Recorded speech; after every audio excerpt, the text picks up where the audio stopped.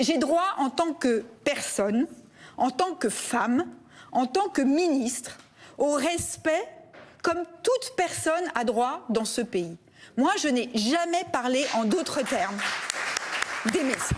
Il y a un slogan qui est apparu dans les manifestations, plutôt un sobriquet, voilà, MST, voilà, c'est ainsi que beaucoup l'appellent, oui, Marisol Touraine.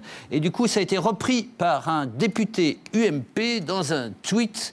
Hein, il a repris ça, MST. Je découvre qu'un des symptômes d'une MST est le mensonge. Il faut un peu d'humour de ce monde de brut et les gens me connaissent, je ne suis pas quelqu'un qui attaque les personnes, je suis là pour défendre des idées. Mais sur ce genre de tweet, j'ai aucun regret. Voilà. Ça fait maintenant 3 mois que le gouvernement a cherché à camoufler tous les sujets économiques et sociaux. Et je pense que c'est ce qui va prendre en boomerang. La réalité, c'est que finalement, la France, on cache la réalité. La France, ça devient la Grèce, mais avec la Tour Eiffel. C'est ça la préoccupation. À la une du nouveau numéro de Charlie Hebdo, 5e numéro depuis les attentats disponibles ce matin au kiosque.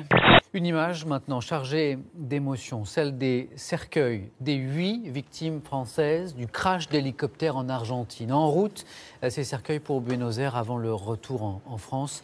Bientôt la fin d'une longue attente pour leur famille. Le député maire de Levallois-Perret, Patrick Balkany, n'a plus d'immunité parlementaire. Elle a été levée à l'unanimité par le bureau de l'Assemblée nationale.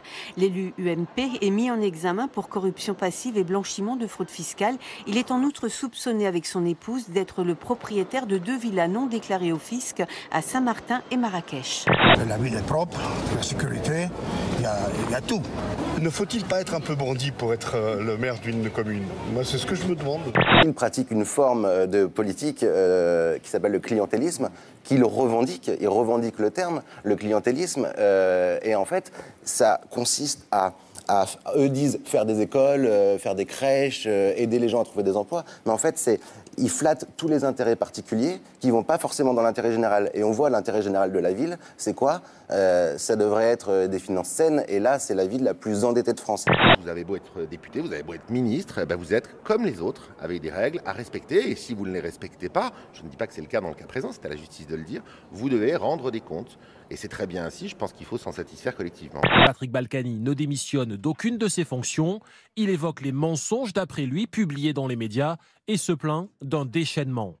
Il est insupportable, voire douloureux, d'être ainsi jeté aux chiens et à une sorte de justice en place publique qui rappelle les plus sombres périodes de notre histoire.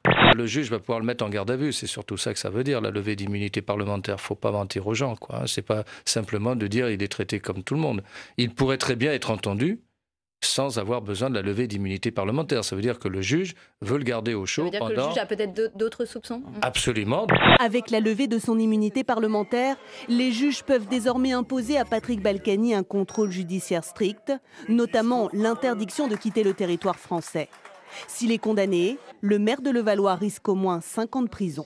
Marion Maréchal Le Pen, rebaptisée l'effrontée nationale par l'hebdomadaire, voulait dire l'emmerdeuse. Et ça, c'est sa tante Marine qui le dit.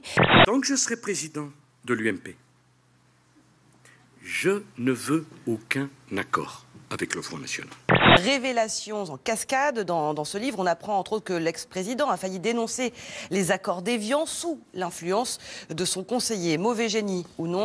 Patrick Buisson, qui aurait aussi conseillé un certain Jean-Luc Mélenchon, figurez-vous. Je ne peux pas croire à une telle proximité. Proximité de quelqu'un qui est de la gauche radicale avec un logiciel, celui de M. Buisson, qui est celui d'un dirigeant d'extrême droite, clairement raciste. Le logiciel de la gauche radicale, si vous voulez, c'est l'antiracisme et l'internationalisme. Donc pour moi, c'est incompatible. Donc je suis sûr que Jean-Luc Mélenchon va s'exprimer et lever ce malentendu.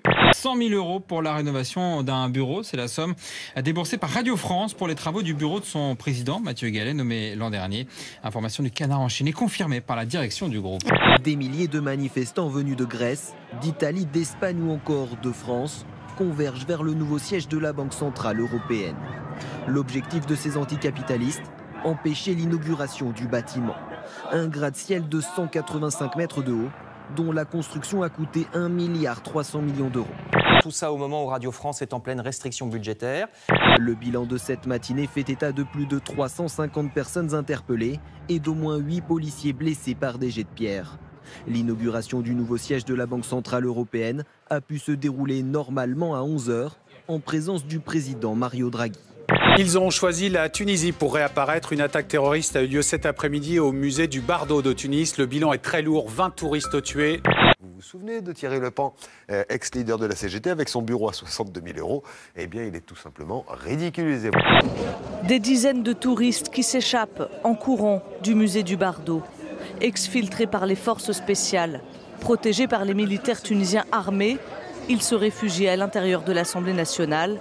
Panique dans le centre de Tunis.